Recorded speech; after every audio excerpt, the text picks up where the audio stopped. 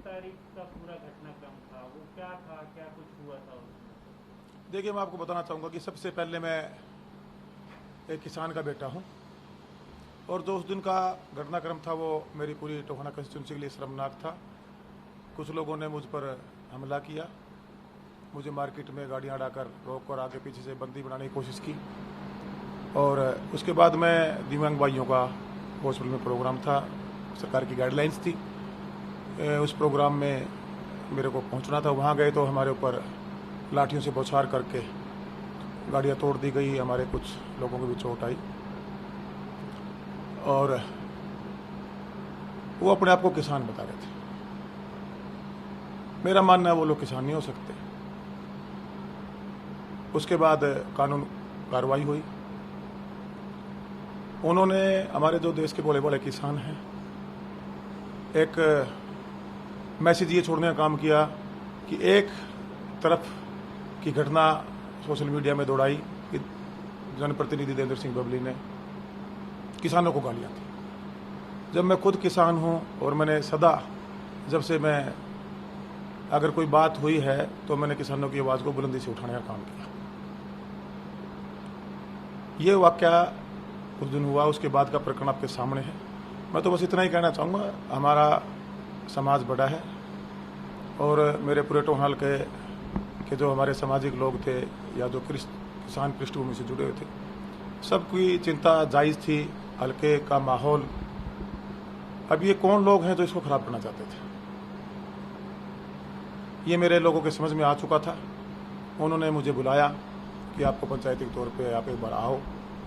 मैं कल मेरे लोगों के बीच में आया, वहाँ पर उन्होंने कहा कि इस प्रकरण की हमें सारी जानकारी है, लेकिन आप जनप्रतिनिधि हैं, हमने हल्के में शांति बनानी है और ये आपकी ड्यूटी बनती है। मैं जी बिल्कुल मेरी ड्यूटी बनती है, तो हमने उसको निपटाना है।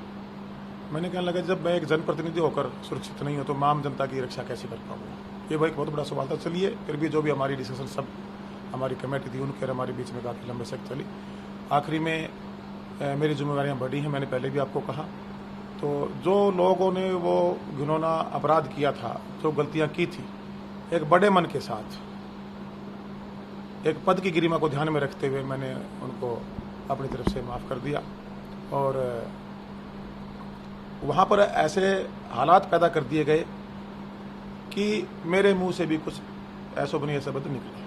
मैंने अपने शब्दों को वापस लिया और मैंने खेद प्रकट कर दिया। और जो किसान संघर्ष समिति के जो भी सदस्य हैं, जो उनको लीड कर रहे हैं, हमारे बीच में जो एक माहौल था नहीं, उसको पैदा कर दिया गया था, उसका समापन हुआ। आज वहाँ कुछ लोग अभी थाने घेराव बैठे हैं। मेरी एसपी साहब और डी साहब से बातें हो गई हैं, मुख्यमंत्री जी से भी सुबह मेरी बात हुई है। इसको भी जो भी कानूनी कार्रवाई होगी हम जल्द निपटवाने का काम करेंगे।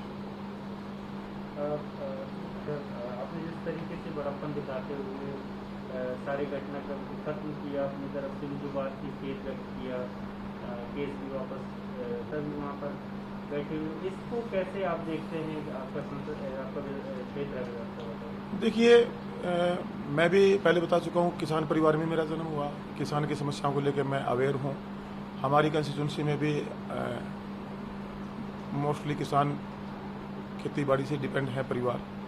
अब यहाँ जो ये किसान नेता बैठे हुए हैं, कोई मामला उस दिन पहले किसान मोर्चा ने एक ऐलान किया था कि हम 2 दिन के अंदर इस मामले को शॉर्ट आउट कर लेंगे, लेकिन कुछ लोगों ने उन चीज़ों को ना मानते हुए यहाँ घेराव के लिए आए और उस पर पुलिस से बदतमीजी की थी। वो सरकार की तरफ से मुकदमे है, तो सरकार उसका कोई भी सोल्यूशन निकाल रही है भी किस ढंग से इसको हमने ख़त्म करना है, तो वो हो जाएगा। एक आखिरी सवाल है सर, जबकि किसान आंदोलन पूरे देश में चल रहा है, खासतौर पर दिल्ली के बॉर्डर्स में किसान भी बैठे हुए हैं और लगातार बैठे हुए हैं। कोरोना के बाद वो कह रहे हैं कि एक बार फिर से अपने मूवमेंट को और तेज करेंगे। जो किसानों की मांगे हैं इन कृषि कानूनों के खिलाफ, उसको कैसे आप देखते हैं? देखिए, इस हमारे देश के संविधान में आंदोलन का हक सबको है। अब उनके समझ में बात है कि ये कानून हमारे हित में नहीं है। केंद्र सरकार इन कानूनों को लेकर आई है। एक बार वार्ता का दौर शुरू हुआ था और ये लगने लगा था कि स्टार्टिंग के 1-1.5 महीने में ही कि शायद ये जल्दी ही इसका निपटा लिया जाएगा, इस जो भी ये कानूनों को लेकर आपस में एक तालमेल बनाकर इसको ख़त्म कर लिया जाएगा। लेकिन बाद में ये लंबा खिंचता चला गया। मैं तो अपनी तरफ से माननीय हमारे देश के प्रधानमंत्री मोदी जी से, गृह मंत्री जी से, सबसे, हमारी हरियाणा सरकार में भी मैं ये अपील करूंगा कि इसको हम जितना जल्दी निपटाएं हम सब के लिए ठीक है। एक बार वार्ता का दौर दोबारा से खुले और ये हमारे प्रदेश और देश के हित में नहीं है, क्योंकि ऐसे माहौल में हम प्रदेश की डेवलपमेंट को कहीं ना कहीं उससे हम नहीं लेके आ पाएंगे और वो हम सब के लिए प्रदेश